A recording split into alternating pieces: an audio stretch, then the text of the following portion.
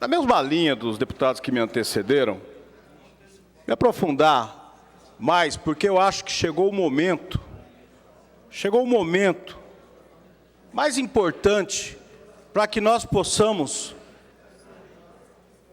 fazer aqui puxar um pouco o histórico recente da política brasileira e aqui no nosso Estado, e possamos aqui fazer uma análise, com certeza, um pouco diferente de em outros momentos que esses temas foram debatidos nessa casa. Essa questão de que nós estamos vivendo hoje, de se passar limpo efetivamente no nosso país, muita coisa, principalmente essa questão da postura do gestor, do administrador, do político, no Poder Judiciário, no Legislativo, no Executivo, a nossa postura enquanto cidadão, a do pai, a do funcionário, enfim. Esse processo que está em ebulição no nosso país, acho extremamente importante. Mas quando se trata da classe política, é inegável que ele ganha contornos, volume bem maior, e é natural isso. Na maioria das vezes, incentivado, robustecido, fortalecido pela grande mídia, que tem lá os seus problemas também de postura.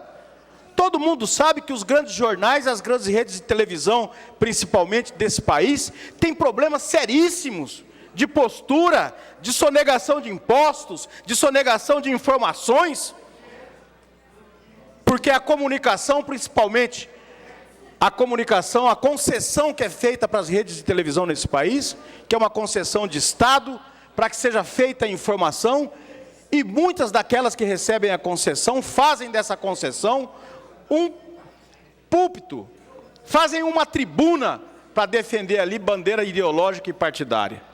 Isso tudo é muito importante. É bom que nós estejamos vivendo isso.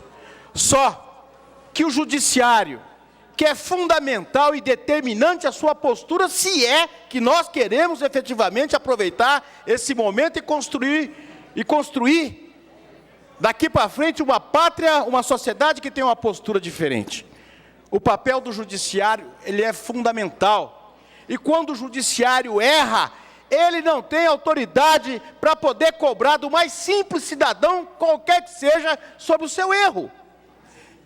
E o que nós estamos debatendo aqui, nessa manhã, nessa questão do pré-julgamento, ela traz à tona tudo o que foi feito nos últimos anos, principalmente direcionado ao Partido dos Trabalhadores, que cometeu o inadmissível erro para uma parte pequena da população desse país, mas que detém o poderio econômico, que foi ter dado oportunidade aos menores, aos mais humildes, distribuído renda, dando oportunidade de acesso à universidade, dando oportunidade de emprego. Esse foi o maior crime cometido, que teve como consequência aquilo que o deputado Pedro Kemp falou. O que o judiciário brasileiro fez, pela sua Suprema Corte, a mais alta corte do país, utilizar a teoria do domínio do fato para poder condenar, não é para julgar, para condenar ações que foram feitas, abriu um precedente muito sério no campo jurídico no nosso país. Muito sério. Por quê? Porque se possibilitou, pela primeira vez, rasgando a Constituição brasileira, que possa ser feito o julgamento sem provas. Não precisa de prova para poder te condenar, desde que haja uma presunção. Aí estabelece-se o domínio do fato e está condenado porque tem presunção. Tem muita gente no nosso país que já foi condenado, que está dentro da cadeia, na história recente política do nosso país, que não tem contra essa pessoa um documento, não tem o dinheiro que apareceu, não tem a fazenda, não tem a conta no exterior, não tem nenhum áudio, não tem nenhum vídeo, e o cidadão está preso. Todo mundo aqui sabe disso, todo mundo sabe disso. Então, deputado Beto Pereira, eu espero que aqui no Estado a justiça funcione com relação à Operação Lama Asfáltica como ela tem que funcionar. Infelizmente, a Lava Jato não é modelo para o sistema jurídico brasileiro. Está sendo enxovalhada e colocada em dúvida pelos juristas desse país, os mais sérios, e principalmente fora do Brasil também, porque lá fora está se vendo o que está acontecendo no nosso país. Infelizmente, uma operação feita para incriminar um partido. Você tem lá vários denunciados, você tem muita gente que foi pega em áudio, você tem documento que traz lá, imputa seríssimas, graves denúncias de comportamento para várias pessoas. No entanto, só alguns são presos. No entanto, só alguns são ouvidos. No entanto, só alguns são questionados. No entanto, só alguns, a polícia vai lá com a televisão e filma de manhã sendo algemado na sua casa. E quero aqui, porque quando faço esse debate, não admito que venha alguém falar, mas o PT, a corrupção, ninguém aqui viu em nenhum momento qualquer um de nós aqui defendendo corrupto ou corrupção. Aliás, o Partido dos Trabalhadores, até antes de ser governo, como partido na Câmara Federal, no Senado, nas assembleias e nas câmaras de vereadores, sempre teve uma postura muito forte contra a corrupção. Por isso que qualquer ato que impute qualquer conduta de desvio a qualquer membro do PT é seriamente questionado pela sociedade e tem que ser feito dessa maneira. Nós não estamos aqui para passar a mão na cabeça de ninguém. Nós não estamos aqui para dizer, olha, fulano roubou ou não roubou. Isso é com a justiça, mas é com uma justiça que funcione. E não com uma justiça que tem parcialidade. E nem não com uma justiça que olha para a cara do sujeito e fala, que partido que você é? Se você é do partido A, você vai ser condenado, você vai ser questionado. Ou nós vamos arrumar um jeito de te condenar. Se você não é, não, aí não tem problema. Não tem problema, nós podemos ficar, como é o caso do Mensalão Mineiro, em cima do processo 10 anos, sem dar andamento, sem fazer julgamento, porque se trata de um outro partido. Que seriedade que nós estamos buscando?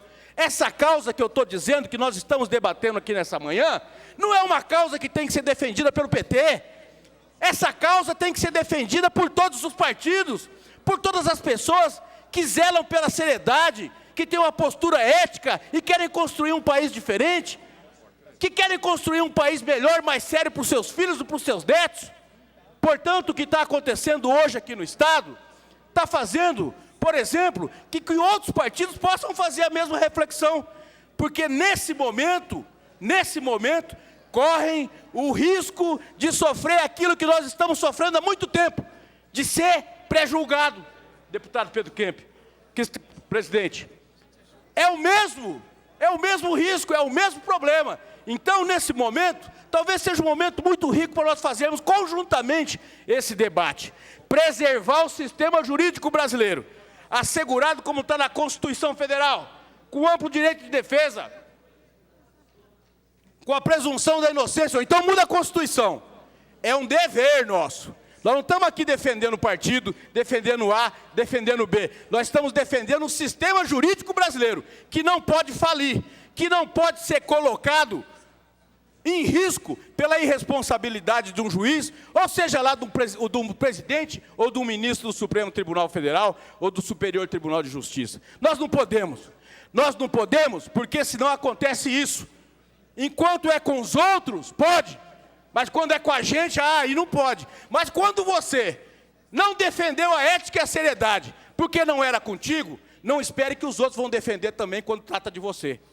Esse é o problema, essa é a questão, essa é a reflexão que nós temos que fazer nesse momento. Porque nós estamos debatendo uma questão extremamente importante, que a sociedade está nos cobrando e nós temos que fazer. O debate da ética, o debate da moral, o debate dos costumes, o debate daquele Brasil que nós queremos e devemos construir daqui para frente.